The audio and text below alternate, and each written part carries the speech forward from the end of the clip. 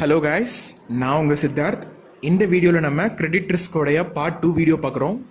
So guys, CAP யாரெல்லாம் prepare பண்ணிட்டு இருக்கீங்களோ ஃபர்ஸ்ட் ஆஃப் ஆல் அவங்களுக்குலாம் all the best.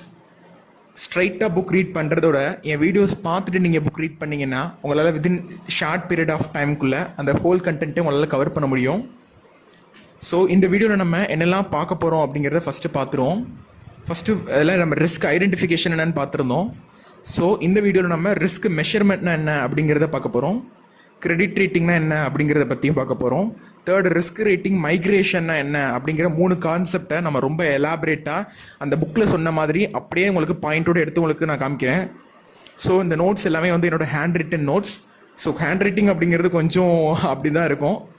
So content வைஸாக பார்த்தீங்கன்னா ரொம்ப ஸ்ட்ராங்காக இருக்கும். ஸோ நீங்கள் தைரியமாக உங்கள் டைம் ஸ்பெண்ட் பண்ணி இந்த வீடியோ பார்க்கலாம். ஸோ ஃபஸ்ட்டு பார்த்தீங்கன்னா ரிஸ்க் மெஷர்மெண்ட் அப்படின்னா என்ன அப்படிங்கிறத பற்றி பார்த்துருவோம். ரிஸ்க் மெஷர்மெண்ட்டை எப்படி பண்ணுறாங்க அப்படிங்கிறத நான் சொல்கிறேன். ஸோ ரிஸ்க் மெஷர்மெண்ட் ஃபஸ்ட் எப்படி பண்ணுறாங்கன்னு பார்த்தீங்கன்னா credit rating R scoring model. அதாவது A+, B+, C+ அப்படின்ட்டு ஒவ்வொரு டைப் ஆஃப் பாரோயர்ஸ்க்கும் ஒவ்வொரு ரேட்டிங் இருக்கும்.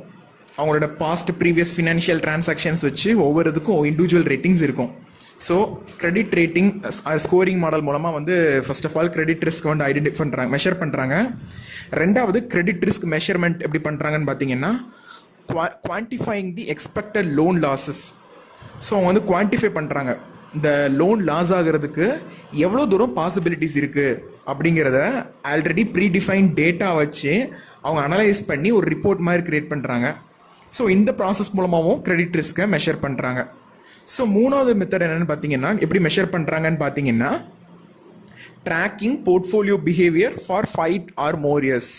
அதாவது ஒரு கஸ்டமர் உங்ககிட்ட லோன் வந்து பேங்க் கிட்ட வந்து லோன் கேட்குறாருன்னா அந்த கஸ்டமருடைய லாஸ்ட் 5 to அதற்கும் மேற்பட்ட டிரான்சாக்ஷன்ஸ் எல்லாத்தையுமே அனலைஸ் பண்ணி பார்க்குறாங்க.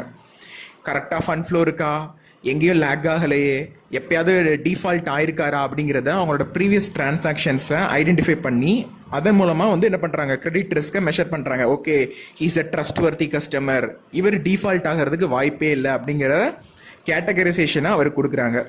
ஸோ அதுக்கடுத்து பார்த்தீங்கன்னா ரிஸ்க் மெஷர்மெண்ட் இன்னொரு மெத்தடாகவும் பண்ணுறாங்க. அது எப்படின்னு பார்த்தீங்கன்னா குவான்டிஃபைங் தி அன்எக்ஸ்பெக்டட் லோன் லாஸஸ். ஓகேப்பா, அவரோட ஃபினான்ஷியல் டிரான்சாக்ஷன்ஸ்லாம் நல்லா இருக்குது, ஆனால் திடீர்னு ஒரு அன்எக்ஸ்பெக்டட் லாஸஸ் வந்துச்சுன்னா அவரால் தாங்க முடியுமா? அப்படி வந்துச்சுன்னா அதுக்கு எத்தனை பர்சன்டேஜ் நம்ம ரிஸ்க் வச்சுக்கலாம், கிரெடிட் ரிஸ்க் வச்சுக்கலாம், பர்சன்டேஜ் வச்சுக்கலாம் அப்படின்ற ஐடென்டிஃபிகேஷன் இதன் மூலமாக இந்த மெத்தடாலஜிஸ் மூலமாலாம் இந்த கிரெடிட் ரிஸ்க்கை மெஷர் பண்ணுறாங்க.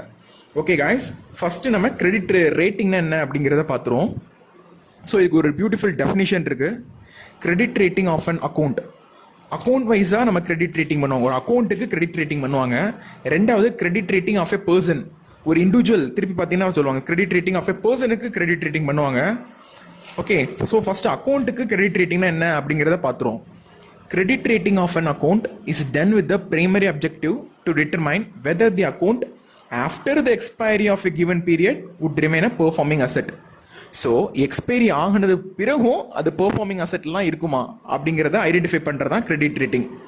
அதாவது methods to find the account will meet the obligations to its creditors include bank and would not be the default. வேற ஒன்றுமே இல்லைங்க. ஒரு பர்சன் வந்து ஒரு பேங்க் கிட்ட லோன் வாங்குறாங்க. ஸோ அந்த லோன் டென்யூர் பீரியட் முடிஞ்சதுக்கு பிறகும் அந்த அக்கௌண்ட் வந்து என்பிஏ ஆகாது, நான் பெர்ஃபார்மிங் அசெட் ஆகாது, டிஃபால்ட் ஆகாது அப்படிங்கிறத பேஸ் பண்ணி தான் உங்களுக்கு கிரெடிட் ரேட்டிங் அந்த A+, B+ அப்படின்ற ரேட்டிங் கொடுக்குறாங்கல்ல, அது கொடுப்பாங்க அப்படிங்கிறத சொல்கிறாங்க இந்த இதில் கிரெடிட் ரேட்டிங் ஆஃப் அன் அக்கௌண்ட்டில். ஸோ அதுக்கு அடுத்து இப்போ நம்ம credit rating of an person, ஒரு இண்டிவிஜுவல் பர்சனுக்கு எப்படி கிரெடிட் ரேட்டிங் பண்ணுறாங்கன்னு பார்த்தீங்கன்னா borrower would have the capability to honour its financial commitment. ஒரு பாரோயர் பேங்க் கிட்ட லோன் வாங்குறாங்கன்னா அவருக்கு அந்த கேப்பபிலிட்டி இருக்கா, ரீபே பண்ணுறதுக்கான கேப்பபிலிட்டி இருக்கா, என்ன சோர்ஸ் மூலமாக எடுத்து அவர் ரீபே பண்ண முடியும் அப்படிங்கிறத ஐடென்டிஃபை பண்ணுறது credit rating of a person. ஒரு பர்சனை வந்து அனலைஸ் பண்ணி ரேட் பண்ணுவாங்க. Okay, credit rating of the இப்போ கிரெடிட் ரேட்டிங்கே பார்த்தீங்கன்னா credit quality of the borrower despites his default, இந்த 2 தான் கேட்டகரைஸ் பண்ணுறாங்க. ஸோ கிரெடிட் ரேட்டிங் ப்ராசஸ்லேயே பார்த்தீங்கன்னா 4 டைப்ஸ் இருக்குது. 4 பேராமீட்டர்ஸ் யூஸ் பண்ணி தான் அந்த கிரெடிட் ரேட்டிங் ப்ராசஸே பண்ணுறாங்க. நம்ம எல்லாரும் நினச்சிட்டு இருப்போம் ஒரு கம்பெனி வந்து ஃபினான்ஷியலாக ஸ்ட்ராங்காக இருந்துச்சுன்னா அதோட கிரெடிட் ரேட்டிங் அப்படிங்கிறது A++ அப்படின்னு நினச்சிட்டு இருப்போம். பட் அதை மட்டும் பார்த்து கிரெடிட் ரேட் பண்ண மாட்டாங்க. ஸோ அப்பார்ட் ஃப்ரம் தட் என்ன பார்க்குறாங்க பார்த்தீங்கன்னா ஃபினான்ஷியல் பேராமீட்டரை தவிர்த்து மேனேஜ்மெண்ட் பேராமீட்டர் அவங்க கரெக்டாக மேனேஜ் பண்ணி கொண்டு போகிறாங்களா, ப்ராஃபிட் அண்ட் லாஸ் அக்கௌண்ட்ல கரெக்டாக எந்த ஒரு இதுவும் லேக்கேஜ் இல்லாமல் மாற்றி ஃபண்ட்ஸ் எல்லாத்தையும் ஷஃபில் பண்ணாமல் கரெக்டாக அந்த ஃபண்ட்ஸை யூட்டிலைஸ் பண்ணி பிஸ்னஸ் பண்ணுறாங்களா அப்படிங்கிறது மேனேஜ்மெண்ட் பேராமீட்டர் அப்படிம்பாங்க. இண்டஸ்ட்ரி பேராமீட்டர், ஸோ இப்போ பூம் ஆகிற இண்டஸ்ட்ரியில் கரெக்டாக பிஸ்னஸ் எடுத்து பண்ணுறாங்களா, ஸோ அந்த கண்டிப்பாக அந்த இண்டஸ்ட்ரியில் இருந்தால் அது பூம் ஆகுமா, அந்த பிஸ்னஸ் பூம் ஆகுமா, பூம் ஆனால் தானே அவங்களுக்கு ரீபே பண்ண முடியும் லோன், அந்த கிரெடிட் கொடுத்ததை ரீபே பண்ண முடியும். ஸோ அந்த இண்டஸ்ட்ரி பேராமீட்டரையும் செக் பண்ணுவாங்க. So apart from that business parameter, so என்ன பிஸ்னஸ் பண்ணிட்டு இருக்காரு, ஸோ இந்த பிஸ்னஸ் யாரெல்லாம் அவரோட கிளைண்ட்டு, அந்த கிளைண்ட்டோட ஃபினான்ஷியல் ஸ்டேட்டஸ் நல்லா இருக்கா, அவங்க ரீபே பண்ணுறளவு விருப்பாங்களா, அவருக்கு தான் பார்த்து பண்ணிட்டு இருக்காரா இல்லைனா சும்மா நார்மலாக பண்ணிட்டு இருக்காரா அப்படிங்கிறது எல்லாத்தையும் மொத்தமாக அனலைஸ் பண்ணி ஓகே அவங்களோட கிளைண்ட்டும் சூப்பர், அவங்களோட இண்டஸ்ட்ரி செலெக்ஷனும் வேற லெவல், மேனேஜ்மெண்ட் பேராமீட்டர் மேனேஜ்மெண்ட் எல்லாமே பக்காவாக பிளான் பண்ணி டிஃபால்ட் வந்தால் அது எப்படி ரெக்டிஃபை பண்ணணும் அப்படின்ற ஒரு ப்ராப்பர் ஸ்கெடியூல் போட்டு பண்ணிட்டு இருக்காங்களா, ஆமாம் சூப்பர். அப்புறம் ஃபினான்ஷியல் பேராமீட்டர் ரூபாய் ரீதியாக ஸ்ட்ராங்காக இருக்காங்களா, மணி ரீதியாக மானிட்டரி ரீதியாக ஸ்ட்ராங்காக இருக்காங்களா அப்படிங்கிற 4 பேராமீட்டரை சாட்டிஸ்ஃபை பண்ணால் மட்டும்தான் உங்களுக்கு A++ அப்படிங்கிற கேட்டகரி வரும். ஓகே ஓகே இப்போ அடுத்து பார்த்தீங்கன்னா இன்னொரு இம்பார்ட்டன்ட் பாயிண்ட் பார்த்துக்கோங்க. கிரெடிட் ரேட்டிங் பொறுத்தளவு எந்த ஒரு மேத்தமெட்டிக்கல் மாடலையும் வச்சோ இல்லை எக்கனாமிக்கல் மாடலை வச்சோ இல்லை எம்பிரிக்கல் மாடலை வச்சோ உங்களால் ஃபினான்ஷியல் ஆப்ளிகேஷனை அக்யூரேட்டாக உங்களால் கண்டுபிடிக்க முடியாது. பாரோயருடைய financial application or repayment of the கிரெடிட்டை கரெக்டாக அக்யூரேட்டாக கண்டுபிடிக்க முடியாது. ஓகே, பட் இருந்தாலும் என்னன்னு பார்த்தீங்கன்னா லெண்டர்ஸ் இருக்காங்க, பேங்க்ஸ் என்ன பண்ணுவாங்கன்னா சம் ஃபினான்ஷியல் மாடல்ஸ் யூஸ் பண்ண தான் செய்கிறாங்க கிரெடிட் ரிஸ்க் ஃபைண்ட் அவுட் பண்ணுறதுக்கு. பட் அந்த மாடல்ஸ் வச்சு அக்யூரேட்டாக கண்டுபிடிக்க முடியும் அப்படின்னா கிடையாதுங்க. ஒரு ப்ராபபிலிட்டி, ஜஸ்ட் ஒரு ப்ராபபிலிட்டி மாதிரி அது. ஓகேவா, ஈவன் தோ இதெல்லாம் பார்த்து லோன் கொடுத்தவங்களும் லாஸ் ஆயிருக்காங்க. ஸோ இதெல்லாம் கம்மியாக இருந்து கொடுத்தவங்களுக்கும் நான் திருப்பி ரிட்டர்ன் பண்ணியிருக்காங்க. அந்த மாதிரி சுச்சுவேஷன்ஸ் நிறைய நடந்திருக்கு. ஓகே கைஸ், இப்போ வந்து கிரெடிட் ரேட்டிங்கில் பார்த்தீங்கன்னா குரூப் ஆஃப் பாரோயர்ஸ் எடுத்துக்கோங்க. Okay, failure to meet it's financial applications having similar ratings. For example ஒரு பர்சன் இருக்காரு, அக்கௌண்ட் ஏ கேட்டகரி பாரோயர் குரூப்பில் 100 அக்கௌண்ட்ஸ் ஓப்பன் பண்ணியிருக்காங்க. பி கேட்டகரி அதாவது பி ரேட்டிங் பாரோயர் குரூப்பில் ஒரு 100 அக்கௌண்ட் ஓப்பன் பண்ணியிருக்காங்க. அதுக்கடுத்து சி ரேட்டிங் C+ பாரோயர் குரூப்பில் ஒரு 100 அக்கௌண்ட் ஓப்பன் பண்ணியிருக்காங்க. டி ரேட்டிங் அதாவது டிஃபால்ட் பாரோயர் குரூப்பில் ஒரு 100 அக்கௌண்ட் இருக்குது. ஸோ ஃபைனலாக பார்த்தீங்கன்னா அந்த 100 அக்கௌண்ட்டில் ஏ கேட்டகரியில் இருக்கிற இந்த பாரோயர் குரூப்பில் இருக்கிறவங்க 3 பேர் மட்டும்தான் 100 பேர்த்தில் 3 பேர் மட்டும்தான் டிஃபால்ட் ஆயிருக்காங்க. பட் பி குரூப் அதாவது பி ரேட்டிங் இருக்காங்கல்ல, B+ கேட்டகரியில் இருப்பாங்கல்ல, அவங்கலாம் பார்த்தீங்கன்னா 100 பேர்த்தில் 10 பேர் டிஃபால்ட் ஆகிறாங்க. அப்புறம் சி கேட்டகரி பாரோயர் இருப்பாங்கல்ல, அவங்கள 100 பேர்த்தில் 21 பேர் டிஃபால்ட் ஆகிறாங்க. கடைசியில் டி பாரோயர் குரூப் இருப்பாங்கல்ல, அவங்கள 100 பேர்த்தில் 35 பேர் டிஃபால்ட் ஆகிறாங்க. ஸோ இதை வச்சு என்ன பண்ணுறாங்க, இதை வச்சு என்ன கால்குலேட் பண்ணுறாங்க அப்படின்னு பார்த்தீங்கன்னா, ஏ கேட்டகரியில் இருக்கிறவங்க கம்மியாக தான் டிஃபால்ட் ஆகும். 100 பேர் ஏ கேட்டகரி பர்சன்ஸ்க்கு நீங்கள் லோன் கொடுத்தீங்கன்னா டிஃபால்ட் ஆகிற ப்ராபபிலிட்டி அப்படிங்கிறது 2 பேருக்கு தான். ஸோ அப்போ என்ன பண்ணுவோம், நம்ம என்ன பண்ணுவோம், ட்ரஸ்ட் வர்த்தை நம்ம கொடுக்கலாம். ஏ கேட்டகரி பர்சன்ஸாக டிஃபால்ட் ஆகிறதுக்கு ப்ராபபிலிட்டி ரொம்ப கம்மியாக இருக்குது, வாங்க ஏ கேட்டகரியில் இருக்கீங்க, டோன்ட் வரி, ரேட்டிங் சூப்பராக இருக்குது, எங்ககிட்ட இந்த லோன் வாங்கன்ட்டு பேங்க் ஆட்டோமேட்டிக்காக கூப்பிடுவாங்க. சப்போஸ் நீங்கள் சி கேட்டகரியிலையோ இல்லை டி கேட்டகரியில இருந்தீங்கன்னா, ஏன்னா 21% ப்ராபபிலிட்டி இருக்குது லாஸ் ஆகிறதுக்கு. 100 பேர் அக்கௌண்ட் லோன் கொடுத்தாங்கன்னா, பேங்க் லோன் கொடுத்தாங்கன்னா 21 பேர் லாஸ் ஆகிறதுக்கு பாசிபிலிட்டிஸ் இருக்குது. ஸோ பேங்க் திணறுவாங்க, ஐயோ நீங்கள் சி கேட்டகரியில் இருக்கீங்க, சி ரேட்டிங் அவங்களுக்கு கொடுத்துருக்கானுங்க, அப்போ உங்களுக்கு கொடுக்க முடியாதே சார் அப்படின்னு ரிஜெக்ட் பண்ண தான் ட்ரை பண்ணுவாங்க, தவிர்த்து உங்களுக்கு லோன் கொடுக்க மாட்டாங்க. அதே இது ஏ ரேட்டிங்கில் இருக்கிற பாரோயர் குரூப்ஸ்க்கு ஓகே 3 பேர், ஏன்னா 100 பேர்த்தில் 3 பேர் தான் டிஃபால்ட் ஆகிறான்ப்பா, எனக்கு அவளையே 3 பேர் இருந்தாலும் ரெக்டிஃபை பண்ணிடுவேன், எப்படியாச்சும் என்பி ஆனாலும் ஓகே நான் எப்படி கலெக்ட் பண்ணணும் எனக்கு தெரியும், நான் பண்ணிக்கிறேன், ரிசோர்ஸ் வச்சு நான் பண்ணிப்பேன் அப்படின்ற மாதிரி கொடுப்பாங்க.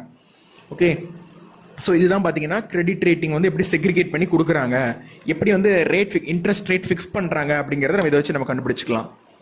ஸோ அடுத்து ரொம்ப இம்பார்ட்டன்ட் பாயிண்ட் என்னன்னு பார்த்தீங்கன்னா லெண்டர்ஸ் இன் ஃபினான்ஷியல் மார்க்கெட். அதாவது லெண்டர்ஸ் இன் ஃபினான்ஷியல் மார்க்கெட்ல யாரு, பேங்க் இல்லைன்னா ஒரு financial institutions like HDFC finance அந்த மாதிரி ஒரு கம்பெனி. ஓகேவா, so determine class based on past records, அதை வச்சு தான் டிட்டர்மைன் பண்ணுவாங்க. பாஸ்ட் ரெக்கார்ட்ஸை வச்சும் டிட்டர்மைன் பண்ணுவாங்க வெதர் இந்த கஸ்டமர் வந்து A+ கொடுக்கலாமா இல்லை B+ கொடுக்கலாமா அப்படிங்கிறத டிட்டர்மைன் பண்ணுறது என்னன்னு பார்த்தீங்கன்னா, அந்த பாரோயருடைய பாஸ்ட் ரெக்கார்டை வச்சும் என்ன பண்ணிட்டு இருக்காங்க, they have given marks based on it. Okay, so இப்போ பார்த்தீங்கன்னா, இப்போ நான் இதுக்கு முன்னாடி பார்த்தீங்கன்னா ஒரு இண்டிவிஜுவல் பார்த்துட்டு இருந்தோம். இப்போ A+, இப்போ வந்து ஒரு குரூப் ஆஃப் பண்டில்ஸை நம்ம பார்க்க போகிறோம். ஓகேவா, ஸோ இந்த மாதிரி ஆல்ரெடி சொன்ன மாதிரி தான் கைஸ். ஸோ காய்ஸ், நான் ஆல்ரெடி சொன்ன மாதிரி தான், இப்போ ஏ ப்ளஸ் கேட்டகரியில் 3% டிஃபால்ட் ஆயிருக்காங்க. 100 பேருக்கு லோன் கொடுத்தானுங்கன்னா 3 பேர் வந்து டிஃபால்ட் ஆயிடுறாங்க, ரோல் ரீபே பண்ண மாட்டானுங்க, பிஸ்னஸ் லாஸ் ஆயிடுது, போயிடுறானுங்க அப்படின்னு ஆல்ரெடி சொல்லியிருந்தேன். ஓகே, இப்போ பி ப்ளஸ் கேட்டகரியில் 100 பேர் கொடுத்துருந்தாங்கன்னா அதில் 10 பேர் ரீபே பண்ண மாட்டாங்க அப்படின்னு சொல்லியிருந்தேன். ஓகே, அப்புறம் எப்படிப்பா எல்லாத்துக்கும் லோன் கொடுப்பாங்க? இந்த கீழே இருக்கிற category C plus category, D plus கேட்டகரிலாம் எப்படிப்பா லோன் வாங்குறது? நாங்களாம் எப்படிப்பா லோன் வாங்குறது? ஸோ எல்லாத்துக்கும் தான் லோன் ஈக்குவலாக சேரணும். அப்புறம் இந்த மாதிரி கேட்டகரியில் இருக்கிற பர்சன்ஸ், அதாவது இந்த மாதிரி சி ரேட்டிங் டி ரேட்டிங்கில் இருக்கிற பர்சன்ஸ்லாம் எப்படிப்பா லோன் வாங்குவாங்க அப்படிங்கிற ஒரு சந்தேகம் உங்களுக்கு வரலாம். ஸோ நார்மலாக ஏ கேட்டகரியில் இருக்கிற பர்சன்ஸ்க்கு ஒரு 10% ரேட் ஆஃப் இன்ட்ரெஸ்ட் போட்டு கொடுத்துருந்தாங்கன்னா டி கேட்டகரியில் இருக்கிற பர்சன்ஸ்க்கு 18%, 21% அப்படிங்கிற ரேட் ஆஃப் இன்ட்ரெஸ்ட்ல லோன் கொடுப்பாங்க. ஓகே கைஸ், ஏன்னா அவங்க வந்து நம்ப முடியாது, திடீர்னு டிஃபால்ட் ஆயிட்டான்னு என்ன பண்றது, ஏன்னா ரிஸ்க் நம்மளுக்கு அதிகமா இருக்கு. ஸோ அந்த லோன் பிரைசிங் அப்படிங்கிறத கொஞ்சம் அதிகப்படுத்திடுவாங்க. இப்படிதான் பார்த்தீங்கன்னா லோன்ஸ் அப்படிங்கிறது, இந்த கிரெடிட் ரிஸ்க் கால்குலேட் பண்ணி லோன்ஸ் அப்படிங்கிறது கஸ்டமர்ஸ் கொடுத்துட்டு வர்றாங்க. ஸோ இது வந்து என்ன தெரியுதுன்னு பார்த்தீங்கன்னா, helps banks to access its cost of default. இந்த மாதிரி ஒரு டேப்லெட்டட் ஃபார்மேட்ல போட்டு பார்க்கும்போது பேங்க் என்ன பண்றாங்கன்னா ஈஸியாக காஸ்ட் ஆஃப் டிஃபால்ட் அப்படிங்கிறத கண்டுபிடிச்சிடுறாங்க. இந்த கம்பெனிக்காரனா டிஃபால்ட் ஆவான், ஸோ இவனுக்கு அதிகமாக ரேட் ஆஃப் இன்ட்ரெஸ்ட் போடு. இந்த கம்பெனிக்காரனா டிஃபால்ட் ஆகிறதுக்கு பாசிபிலிட்டிஸ் கம்மி, ஸோ கம்மியான ரேட் ஆஃப் இன்ட்ரெஸ்ட் போட்டு அவனை நம்ம கம்பெனிக்கு இழுக்கப்பாரு அப்படின்ற மாதிரி பிளான் போட்டு இந்த business, banking business is doing on அப்படிங்கிறத சொல்லலாம். ஸோ அது மட்டும் இல்லாமல் helps banks to build into a loan pricing so that the cost of default can be recovered. நான் சொன்னேன்ல, இது மட்டும் இல்லாமல் நம்ம லோன் பிரைசிங் அப்படிங்கிறதும் ஈஸியாக பண்ண முடியும். லோன் பிரைசிங்னா வேற ஒன்றுமே இல்லைப்பா. இப்போ ஏ ப்ளஸ் பாரோயர் குரூப் இருக்காங்கன்னா ஒரு 9% ரேட் ஆஃப் இன்ட்ரெஸ்ட் போடுறாங்க. B plus category credit score கொடுத்து பி ப்ளஸ் கேட்டகரியில் இருந்தாங்கன்னா உங்களுக்கு 11% ரேட் ஆஃப் இன்ட்ரெஸ்ட் கொடுக்குறாங்க. அதே இது சி கேட்டகரி பாரோயராக இருந்தாருன்னா அவருக்கு 13% ரேட் ஆஃப் இன்ட்ரெஸ்ட் போடுறாங்க. அதே இது நான் எக்ஸாம்பிள் சொல்கிறேன், இது கரெக்ட் அப்படிலாம் சொல்ல முடியாது, நான் ஜஸ்ட் ஒரு கைஸ் இது கரெக்ட் அப்பெல்லாம் சொல்லிட முடியாது, நான் ஒரு எக்ஸாம்பிளுக்காக கொடுத்துட்டு இருக்கேன். ஓகே, அவங்களுக்கு ஒரு ஐடியா வரணும் அப்படிங்கிறதுனால சொல்லிட்டு இருக்கேன். இந்த ரேட் ஆஃப் இன்ட்ரெஸ்ட் இல்லைங்க, ஒவ்வொரு பேங்க்ஸ்க்கும் அது வேரி ஆகும். ஓகேவா? ஸோ டி கேட்டகரியில் இருக்கிற பாரோயருக்கு 16% ரேட் ஆஃப் இன்ட்ரெஸ்ட்ல லோன் கொடுத்துட்டு இருக்காங்க. ஸோ அவங்களோட risk categorisation, credit risk categorisation பொறுத்து ஒவ்வொரு ஆளுக்கும் ரேட் ஆஃப் இன்ட்ரெஸ்ட் அப்படிங்கிறது வேரி ஆகுது. ஓகே கைஸ், இப்போ உங்களுக்கு புரிஞ்சிருக்கும்னு நினைக்கிறேன். இந்த மாதிரி ஒரு டேப்லெட்டட் ஃபார்மேட்ல போட்டு பண்றது அப்படிங்கிறது, கிரெடிட் ரிஸ்க் கண்டுபிடிக்கிறது அப்படிங்கிறது எவ்வளோ இம்பார்ட்டன்ட் அப்படிங்கிறது. ஓகே காய்ஸ், இப்போ நம்ம என்னன்னு பார்த்தீங்கன்னா how to actively manage our credit portfolio அப்படிங்கிறத பார்க்க போகிறோம். ஸோ இப்போ நம்ம என்ன பார்க்க போகிறோம் அப்படின்னு பார்த்தீங்கன்னா how actively credit portfolio is manage அப்படிங்கிறத பார்க்க போகிறோம். கிரெடிட் போர்ட்ஃபோலியோவை எப்படி சூப்பராக எஃபெக்டிவாக மேனேஜ் பண்ணுறாங்க அப்படிங்கிறத பார்க்க போகிறோம். ரொம்ப பெருசாலாம் ஒன்று மேனேஜ் பண்ணிடலங்க, 2 ப்ராசஸ் தான். இந்த ஃபர்ஸ்ட் ப்ராசஸ் பார்த்தீங்கன்னா கிரெடிட் ரேட்டிங் மாடல் அப்படிம்பாங்க, ரெண்டாவது பார்த்தீங்கன்னா ரேட்டிங் மைக்ரேஷன் அப்படிம்பாங்க. So first of all credit rating model அப்படிங்கன்னா என்ன அப்படிங்கிறத பார்த்துருவோம். So a credit rating model essentially differentiates borrowers based on the degree of stability in terms of top line and bottom line. Okay, வேற ஒன்றுமே இல்லைங்க. ஒரு credit rating model for a borrower, ஒரு particular borrowerக்கு credit rating model அப்படிங்கிறது எப்படி போடுறாங்கன்னு பார்த்தீங்கன்னா அவங்களுடைய ஸ்டெபிலிட்டி பொறுத்து தான், ஃபினான்ஷியல் ஸ்டெபிலிட்டி பொறுத்து தான், வேற ஒன்றுமே இல்லைங்க. இப்போ ஒரு பிஸ்னஸ்ன்னு எடுத்துக்கிட்டிங்கன்னா ரொம்ப ஃப்ளக்சுவேட் ஆகக்கூடாது. திடீர்னு ஒரு 50 கோடி ரூபா ப்ராஃபிட் எடுக்கணும், திடீர்னு பார்த்தீங்கன்னா ஒரு 25 லட்ச ரூபா லாஸு, திடீர்னு பார்த்தீங்கன்னா ஒரு 40 கோடி ரூபா லாஸு, திடீர்னு பார்த்தீங்கன்னா ஒரு 75 crores ப்ராஃபிட்டு. இந்த மாதிரி ரொம்ப புடால்னு இறங்குச்சுன்னா அவங்க ரேட்டிங் அப்படிங்கிறது ரொம்ப கம்மியாக தான் இருக்குங்க. இதே இது ஒரு கம்பெனி ஸ்மூத்தாக க்ரோ ஆகுது, மேலே ஒரு 1% ஏறுது, போன வட்டம் ஏறினதோட 1% ஏறுது, அதுக்கு முந்தின வட்டம் ஏறினதோட ஒரு 2% ஏறுது அப்படின்னு சொல்லி கொஞ்சம் க்ரோத்தாக இருந்தாலும் ஒரு ஸ்டேபிளாக இருந்துச்சுன்னா அந்த கம்பெனிக்கு A++ கேட்டகரி கூட கிடைக்கிறதுக்கு, A++ ரேட்டிங் கிடைக்கிறது கூட வாய்ப்பு இருக்குங்க. இதுதான் வந்து அந்த கிரெடிட் ரேட்டிங் மாடல். ஸோ மெயினாக பார்த்தீங்கன்னா ஒரு பிஸ்னஸ்ன்னு எடுத்துக்கிட்டிங்கன்னா எந்த பிஸ்னஸ் ரொம்ப ஸ்டேபிளாக இருக்கோ அவங்களுக்கு அதிகமாக ரேட்டிங்ஸ் கிடைக்குது. ஓகேவா? ஸோ அந்த ஸ்டெபிலிட்டி அப்படிங்கிறத எப்படி டிஃபைன் பண்ணுறாங்கன்னு பார்த்தீங்கன்னா எவ்வளோ ப்ராஃபிட் எவ்வளோ சேல்ஸ் பண்ணுறாங்க ஒரு இயருக்கு, அதாவது டாப் லைன் அப்படின்னு சொல்லுவாங்க, அண்ட் பாட்டம் லைன் அதாவது எவ்வளோ ப்ராஃபிட் எடுக்கிறாங்க. ஓகே, அந்த ப்ராஃபிட் அப்படிங்கிறது வருஷம் எவ்வளோ இன்க்ரீஸ் ஆகுதா டிக்ரீஸ் ஆகுதா இதெல்லாம் பொறுத்து தான் கிரெடிட் ரேட்டிங் மாடல் அப்படிங்கிறத கிரியேட் பண்ணுவாங்க ஒரு பர்டிகுலர் பாரோயருக்கு. ஓகே கைஸ், ஸோ இப்போ நான் degree of stability is very important for creating a credit risk model அப்படின்னு சொல்லியிருப்பேன். ஸோ டிகிரி ஆஃப் ஸ்டெபிலிட்டி அப்படின்னா என்னென்னு உங்களுக்கு தெரிஞ்சிருக்கும்னு நினைக்கிறேன். ஃபார் எக்ஸாம்பிள் எல்லாம் இப்போ நான் கிரெடிட் வைஸாக பேச விரும்பல, பாண்ட் வைஸாக பேசுகிறேன், உங்களுக்கு ஈஸியாக புரியும் பாருங்கள். கிரெடிட் அந்த டிகிரி ஆஃப் ஸ்டெபிலிட்டிக்கு அர்த்தத்தை சொல்கிறேன் பாருங்கள், உங்களுக்கு ஈஸியாக புரியும் பாருங்கள். இப்போது பேங்க் கிட்ட நீங்கள் வந்து எஃப்டி போடுறீங்கன்னா அதுக்கு ரேட் ஆஃப் இன்ட்ரெஸ்ட் அப்படிங்கிறது ரொம்ப ஒரு 5% 6% பெர் இயர் கிடைக்குதுன்னு வச்சுக்கோங்க. ஸோ அது வந்து உங்களுக்கு ஒரு கண்டிப்பாக கிடைக்கும். கரெக்டு தானே? ஒரு வருஷம் ஆச்சுன்னா கரெக்டாக அந்த 4% ரேட் ஆஃப் இன்ட்ரெஸ்ட் உங்களுக்கு கொடுத்துருவாங்க. ஸோ அதில் வந்து ஒரு டிகிரி ஆஃப் ஸ்டெபிலிட்டி இருக்குது. பட் சில கார்பரேட் பாண்ட்ஸ்லாம் டிபெஞ்சர்ஸ்னு எடுத்துக்கிட்டிங்கன்னா அதெல்லாம் ரொம்ப ஃப்ளக்சுவேட் ஆகிற ஒரு இன்ஸ்ட்ருமெண்ட். அவன் என்ன செய்வான்னா 12% உனக்கு ரேட் ஆஃப் இன்ட்ரெஸ்ட் தருவேன்னு சொல்லுவான். திடீர்னு அந்த கம்பெனி பேங்க்ரப்சி ஆச்சுன்னா உங்கள் இன்ட்ரெஸ்ட் ரேட் மட்டும் போகிறது இல்லாமல் உங்கள் பிரின்சிபல் போகிறதுக்கும் நிறைய வாய்ப்பு இருக்குது. ஸோ இந்த மாதிரி ரொம்ப ஃப்ளக்சுவேட் ஆகிற கம்பெனிஸ்க்கெலாம் கம்மியான ரேட்டிங் மாடல் தான் இருக்கும். ஸ்மூத்தாக மேலே இருந்து பார்த்தீங்களா பேங்கோட எஃப்டி, கவர்மெண்ட் பாண்ட்ஸ் ஸ்மூத்தாக மேலே இருந்து பார்த்தீங்களா, இதுக்கெல்லாம் பார்த்தீங்கன்னா ஹையர் ரேட் ஆஃப் இன்ட்ரெஸ்ட் உங்களுக்கு கிடைக்கும். ஸோ அதே மாதிரி தாங்க கிரெடிட்டும். ஒரு கம்பெனின்னு எடுத்துக்கிட்டிங்கன்னா அது கம்பெனியோட ப்ராஃபிட் ரொம்ப ரொம்ப அப்படி தடால் புடால்னு ஏறணும் அப்படிலாம் ஒரு விஷயமே இல்லை. கொஞ்சம் ஏறினாலே உங்களுக்கு நல்ல ப்ராஃபிட் கிடைக்கும். பட் அது ஸ்டேபிளாக இருக்கணும். அதை நீங்கள் மெயின்டைன் பண்ணுறதை பொறுத்து இருக்குது. திடீர்னு நல்லா ப்ராஃபிட் காமிச்சு திடீர்னு ஒரு பெரிய லாஸாக கொண்டு வந்துட்டு திடீர்னு அடுத்த விட்டுமே நல்ல ஒரு ப்ராஃபிட் பண்ணினா அது ஒரு ப்ராப்பர் ஸ்டெபிலிட்டி இல்லாதனால உங்கள் கிரெடிட் ரேட்டிங் அப்படிங்கிறது கம்மியாகும் அப்படின்னு சொல்ல வர்றாங்க. சரி, இப்போ உங்களுக்கு ஒரு எக்ஸாம்பிளோட உங்களுக்கு ப்ரூவ் பண்ணுறேன் பாருங்கள், காமிக்கிறேன் பாருங்கள். ஸோ ஒரு 3 கம்பெனி எடுத்துக்கோங்க. ராம் அண்ட் கோ அப்படின்னு இருக்கு, சீதா அண்ட் கோ அப்படின்னு இருக்கு, ஹனுமான் அண்ட் கோ அப்படின்னு இருக்கு. ஸோ ப்ராஃபிட்டை பொறுத்து எப்பயுமே ஒரு கிரெடிட் ரேட்டிங் அப்படிங்கிறது அமையிறது இல்லைங்க. Apart from that stability of the business அப்படிங்கிறதும் ஒரு கேரிட் பண்ணுறாங்க அப்படின்னு சொல்லியிருந்தேன். ஸோ ப்ராஃபிட் வந்து ராம் அண்ட் கோ 2 கோடி ரூபா பண்ணுறாங்க. ஓகே, அதெல்லாம் ரிஸ்க் அப்படிங்கிறது அதான் சொன்னல, அந்த ஸ்டெபிலிட்டி இல்லை. சொன்ன ரிஸ்க் ஸ்டெபிலிட்டி இல்லைன்னு என்ன ஆகும், ஆட்டோமேட்டிக்காக ரிஸ்க் அப்படிங்கிறது அதிகமாகும். 75% இருக்குது. அதோட ரேட்டிங் பார்த்தீங்கன்னா B+ தான். சீதா அண்ட் கோ 50 லட்ச ரூபா தாங்க ப்ராஃபிட் பண்ணுறாங்க. ஓகே, ஆனால் uncertainty and risk category wise பார்த்தீங்கன்னா 20% தான் உங்களுக்கு ரிஸ்க் இருக்குது. ரொம்ப அதிகமாக இல்லை. கம்பேர்ட் வித் 75% கம்பேர் பண்ணும்போது 20% அப்படிங்கிறது ரொம்ப கம்மி. ஸோ அவங்களோட ரேட்டிங் பார்த்தீங்கன்னா A கேட்டகரியில் இருக்காங்க. ஹனுமான் அண்ட் கோ அப்படிங்கிறவங்க 10 லட்ச ரூபா வருஷம் கொஞ்சம் கொஞ்சமாக கூட்டி ப்ராஃபிட் பண்ணிட்டு இருக்காங்க. அவங்களோட அன்சர்டனிட்டி அண்ட் ரிஸ்க் பார்த்தீங்கன்னா ஒன்லி 2% தான் இருக்குது. ஸோ அதனால் ரேட்டிங் எவ்வளோ கொடுத்துருக்காங்க பாருங்கள், A++ கேட்டகரி கொடுத்துருக்காங்க. ஸோ இப்போ உங்களுக்கு ஒரு ஐடியா கிடச்சிருக்கும்னு நினைக்கிறேன். ஒரு பிஸ்னஸ் அப்படிங்கிறது ப்ராப்பராக ரன் ஆகணும்னா ஒரு கிரெடிட் ரேட்டிங் அப்படிங்கிறது நல்ல ஹை ரேட்டிங் கிடைக்கணும்னா நாட் ஒன்லி உங்கள் ப்ராஃபிட்டை வச்சு மட்டும் அமையறதில்ல, apart from the degree of stability is very important அப்படிங்கிறத இங்கே பதிவிட்டுறாங்க. ப்ராஃபிட் இருந்தாலும் அன்சர்டனிட்டி, நீங்கள் டிகிரி ஆஃப் ஸ்டெபிலிட்டி இல்லைன்னா ரிஸ்க் அப்படிங்கிறது அதிகமாகும். ரிஸ்க் அதிகமாச்சுன்னா லாஸ் ஆகிறதுக்கு நிறைய பாசிபிலிட்டிஸ் இருக்குது. ஸோ உங்களுக்கு ரேட்டிங் அப்படிங்கிறது ரொம்ப கம்மியாக கிடைக்கும்.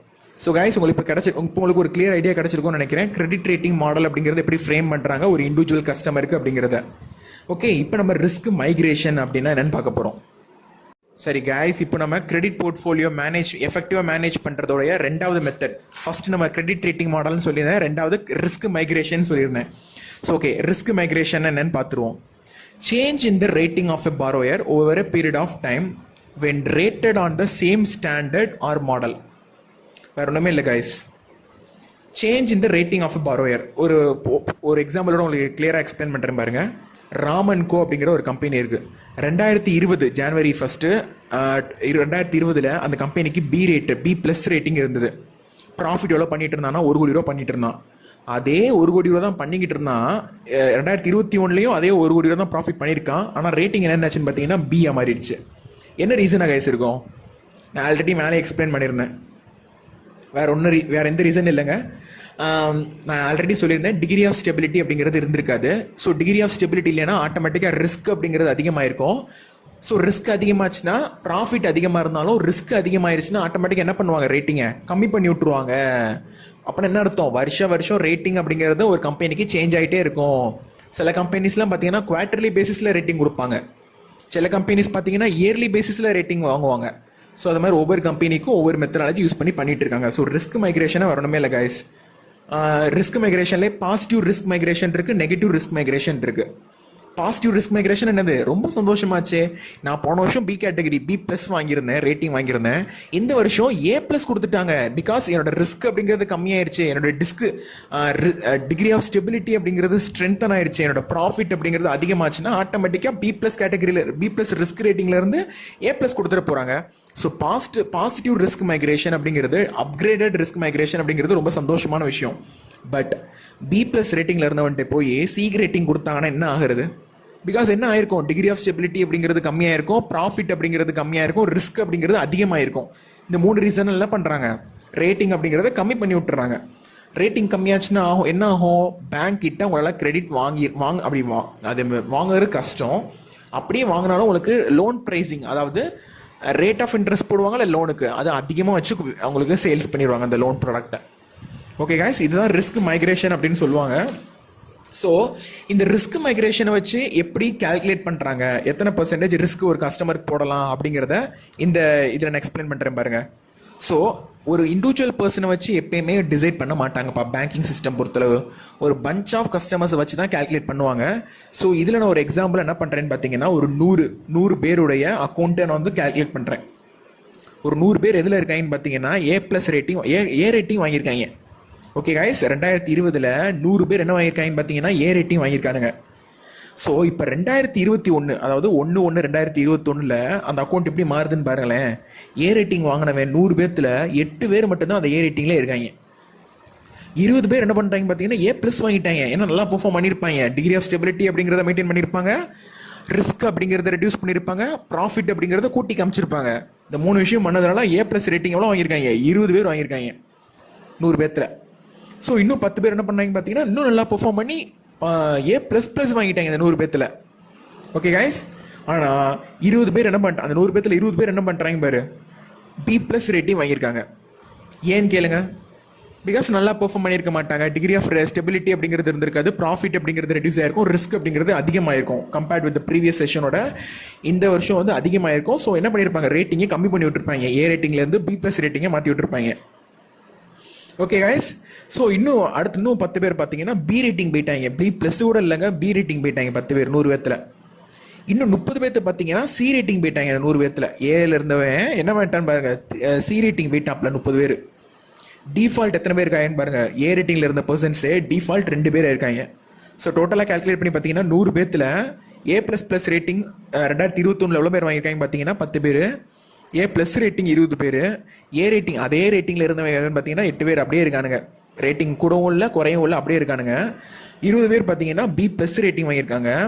மீதி 10 பேர் பார்த்தீங்கன்னா பி ரேட்டிங்கு, 30 பேர் சி ரேட்டிங்கு, 2 பேர் டிஃபால்ட்டே ஆயிட்டானுங்க. லோன் வாங்கிட்டு என்ன பண்ணல, ரீபே பண்ணல. ஸோ டிஃபால்ட் கேட்டகரியில் இருக்காப்ல. ஓகே, இதுதான் ரிஸ்க் மைக்ரேஷன் அப்படின்னு சொல்லுவாங்க. ஓகே கைஸ், ஸோ இப்போ நான் பாசிட்டிவாக போனாங்கல்ல, A++ கேட்டகரி வாங்கியிருக்காங்கல்ல, அவங்களுக்கு ஒன்றுமே ப்ராப்ளம் இல்லை, ரொம்ப சந்தோஷம், அப்வர்ட் போயிட்டாங்க, அப்கிரேடட் ஆயிருக்காங்க. ஸோ ரொம்ப ஹாப்பின்னு. பட் சி ரேட்டிங்ல இருக்கிறவன், பி ரேட்டிங்ல இருக்கிறவன், B+ ரேட்டிங்ல என்ன ஆச்சு, போன வருஷத்தோட ரேட்டிங் கம்மியாக இருக்கு. So it become a big problem for not only for that borrower but also for the banks too. Correct தானே? ஓகே, ஸோ இதுதான் ரிஸ்க் மைக்ரேஷன் அப்படின்னு சொல்லுவாங்க. ஸோ இதை வச்சு எப்படி கால்குலேட் பண்ணுறாங்க ரிஸ்க் அப்படின்னு பார்த்தீங்கன்னா, டிஃபால்ட் ஆகிறது 0.2% risk.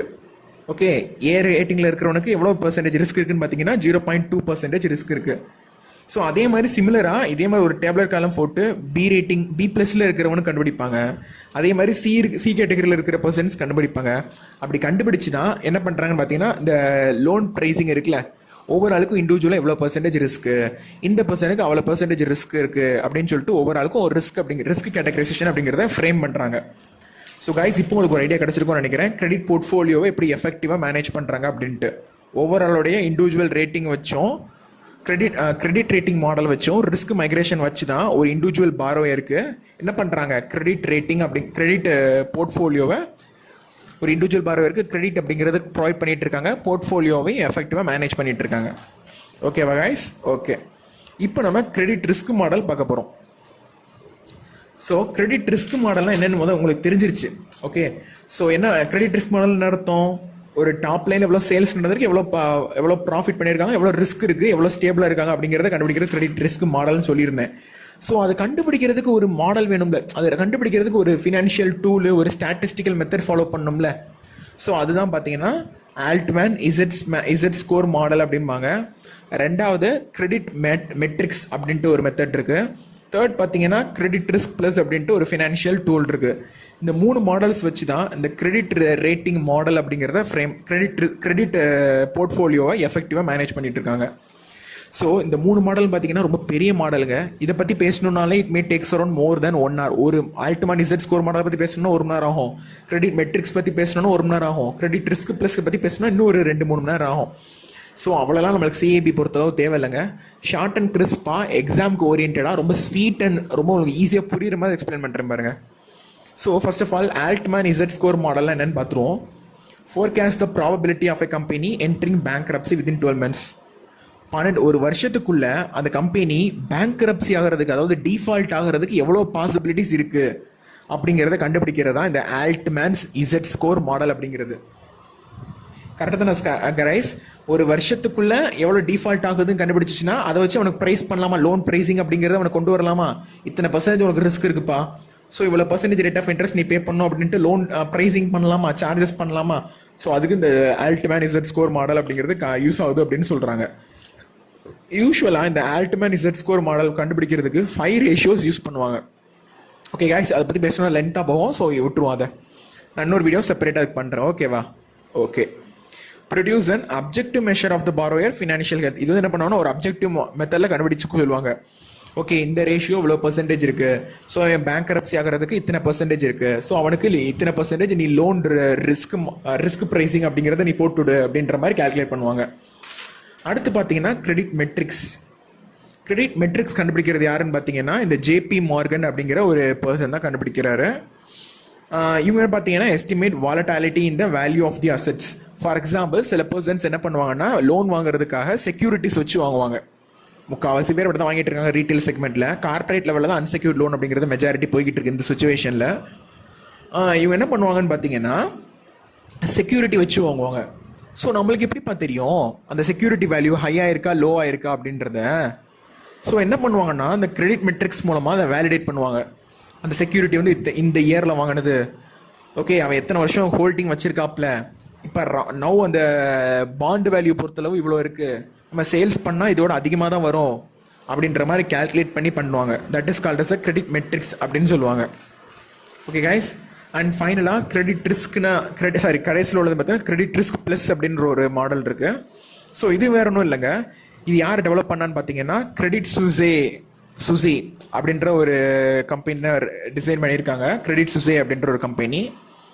So the model is based on actual calculation of the expected default and unexpected loss from the default. So ஒரு கம்பெனின்னு எடுத்துக்கிட்டீங்கன்னா, ஒரு பார்வேர்னு எடுத்துக்கிட்டீங்கன்னா எக்ஸ்பெக்டட் டிஃபால்ட், இவர் வந்து இத்தனை பர்சன்டேஜ் டிஃபால்ட் ஆகிறதுக்கு அப்படின்ற வாய்ப்பு இருக்கும்ல, அதையும் கால்குலேட் பண்ணுவாங்க. அப்பார்ட் ஃப்ரம் தட் திடீர்னு ஏதோ ஒரு பெரிய ப்ராப்ளம் வந்து பெரிய பல்காக ஆஃப் அடிச்சு இந்த கம்பெனி ஆஃப் ஆச்சுன்னா அப்போ எவ்வளோ ரிஸ்க் இருக்கும் அப்படிங்கிறத கால்குலேட் பண்ணுவாங்க. ஸோ இந்த risk plus credit risk plus அப்படிங்கிறது மூலமாக என்ன பண்ணுவாங்க பார்த்தீங்கன்னா எக்ஸ்பெக்டட் டிஃபால்ட்டையும் கால்குலேட் பண்ணுவாங்க, unexpected default, okay unexpected losses from default அப்படிங்கிறதையும் கண்டுபிடிப்பாங்க. ஓகே கைஸ், இப்போ நான் இன்னொரு எக்ஸ்பிளைன் பண்ணிடுறேன் உங்களுக்கு. ஆல்ட்மேன் இசட் ஸ்கோர் மாடல் பொறுத்தளவு கைஸ் இப்போ இன்னொரு உங்களுக்கு ரீகால் பண்ணிடுறேன் one time. Altman Z score model அப்படிங்கிறது பார்த்தீங்கன்னா ஃபோர்காஸ்ட், ஒரு கம்பெனி எடுத்துக்கிட்டிங்கன்னா ஒரு வருஷத்துக்குள்ள லாஸ் டிஃபால்ட் ஆகிறதுக்கு எவ்வளோ வாய்ப்புகள் இருக்குது அப்படிங்கிறத ஒரு 5 ஃபினான்ஷியல் ரேஷியோஸ் மூலமாக கண்டுபிடிப்பாங்க. ஓகே கைஸ், ஸோ இதன் மூலமாக ஒரு கம்பெனியோட ஃபினான்ஷியல் ஹெல்த் நம்மளால் அனலைஸ் பண்ண முடியும். கிரெடிட் மெட்ரிக்ஸ் அப்படிங்கிறத ஃபர்ஸ்ட் காயின் பண்ண கம்பெனி யாருன்னு பார்த்தீங்கன்னா ஜேபி மார்கன் அப்படின்ற ஒரு கம்பெனி. ஸோ கிரெடிட் மெட்ரிக்ஸ் என்ன பண்ணுவோம்னு பார்த்தீங்கன்னா மெயினாக அசட்டை செக்யூரிட்டியாக வச்சிருப்பாங்கல்ல, அந்த அசட்டோடைய ஃபினான்ஷியல் ஹெல்த்தை கால்குலேட் பண்ணுவோம். Not for and borrower but for the security that is hand over by the borrower. So எத்தனை வருஷம் நான் டென்யூர் பீரியட் வச்சிருக்காங்க, ஸோ அதோட வேல்யூ எவ்வளோ இருக்குது, இன்னும் 5 வருஷத்துல அந்த வேல்யூ எவ்வளோ ஆகும் அப்படிங்கிறத கால்குலேட் பண்ணி அவருக்கு லோன் கொடுக்கலாமா கொடுக்கூடாதா அப்படிங்கிறத டிஃபைன் பண்ணோம். ஃபைனலாக கிரெடிட் ரிஸ்க் ப்ளஸ் அப்படிம்பாங்க. தட் இஸ் இது டெவலப் பண்ணுறது யாருன்னு பார்த்தீங்கன்னா credit சுசே. So the model is based on the actuarial calculation of the expected default and unexpected losses from default. Expected default எவ்வளோ இருக்கு ப்ளஸ் அன்எக்ஸ்பெக்டட் டிஃபால்ட் எவ்வளோ வரும் வாய்ப்புகள் இருக்குது, அன்எக்ஸ்பெக்டட் டிஃபால்ட் வர்றதுக்கு எவ்வளோ வாய்ப்பு இருக்குது அப்படிங்கிறத ரெண்டையும் கால்குலேட் பண்ணுறது இந்த கிரெடிட் ரிஸ்க் ப்ளஸ் அப்படிங்கிறத இது காயின் பண்ணது கிரெடிட் சுசே அப்படிங்கிற ஒரு கம்பெனி. ஓகே காய்ஸ், இன்னைக்கு நான் சொன்ன இன்ஃபர்மேஷன்ஸ் எல்லாம் மச் எஃபெக்டிவாக இருந்திருக்கும், யூஸ்ஃபுல்லாக இருந்திருக்கும்னு நினைக்கிறேன். ஸோ இதே மாதிரி கண்டினியூஸாக இன்னொரு வீடியோ கிரெடிட் ரிஸ்க்ல இன்னொரு பார்ட் இருக்குது, அந்த வீடியோவும் பார்க்க மறந்துடாதீங்க. ஸோ அதுக்கு முன்னாடி நம்ம சேனலை சப்ஸ்கிரைப் பண்ணலாம், மறக்காமல் சப்ஸ்கிரைப் பண்ணிக்கோங்க. தேங்க்யூ.